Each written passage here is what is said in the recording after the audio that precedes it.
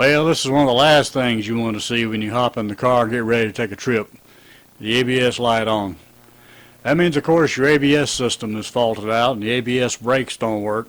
But relax, your regular brakes still work, just your ABS function doesn't. Well, if you ever had any dealings with analog braking systems, you know it can be difficult to diagnose and even more difficult to troubleshoot without the proper equipment. I'm going to show you a minimum equipment expense, but you definitely need to buy you a good manual.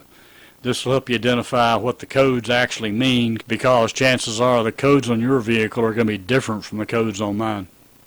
My Chilton's manual has served me well over the years, and I highly recommend this be the minimum investment you make before you get into this project or anything else really for troubleshooting your car. Okay, let's get into the actual troubleshooting.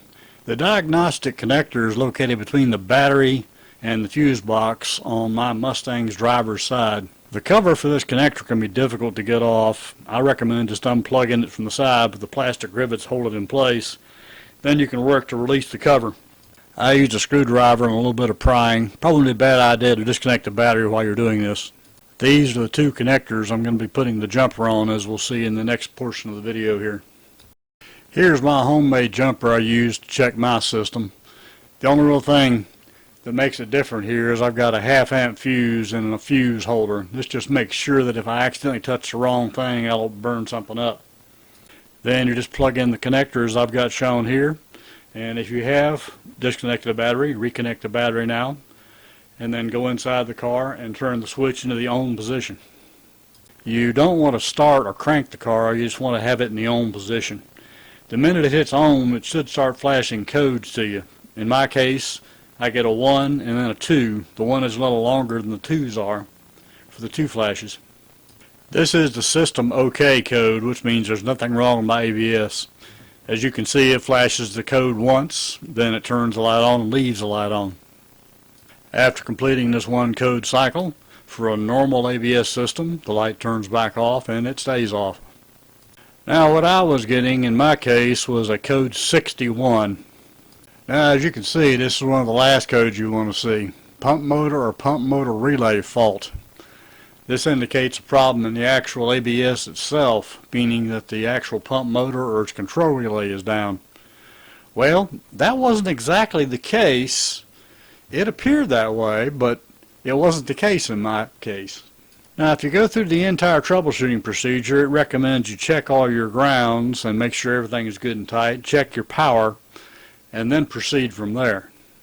I did all that, and actually everything looked pretty good. I was getting 1.5 ohms on the ground side, although my little voice was screaming at me, yeah, you need to really tighten up that bolt where the ground ties back into the car frame.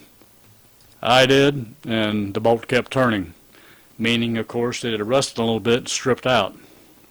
My ABS system uses a separate power ground wire. It runs from the actual car frame, which is right beside the radiator, back over and ties into the side of the ABS module. Probably a good idea to check the side of the ABS module, but you get to pull the full recovery tank to do that, so you can make sure that connection's good, but wouldn't hurt to clean it up and then tighten that nut up on that side too. But in my case, the problem was at the other side, right beside the radiator. Now the stock bolt is the one on the right, and it's definitely metric. It has rolled threads on it, so it'll start as a self-tapper. The one I wound up replacing it with was a 1/4-20 self-tapper that's on the left. This, of course, has a lot coarser thread and should do a whole lot better job, as the car body tends to rust a little bit at its bolt connection. And here is the power wire grounding connection redone with that 1/4-20 self-tapping bolt. After this, I didn't have any problems anymore. All my ABS codes went away and the ABS system returned to normal.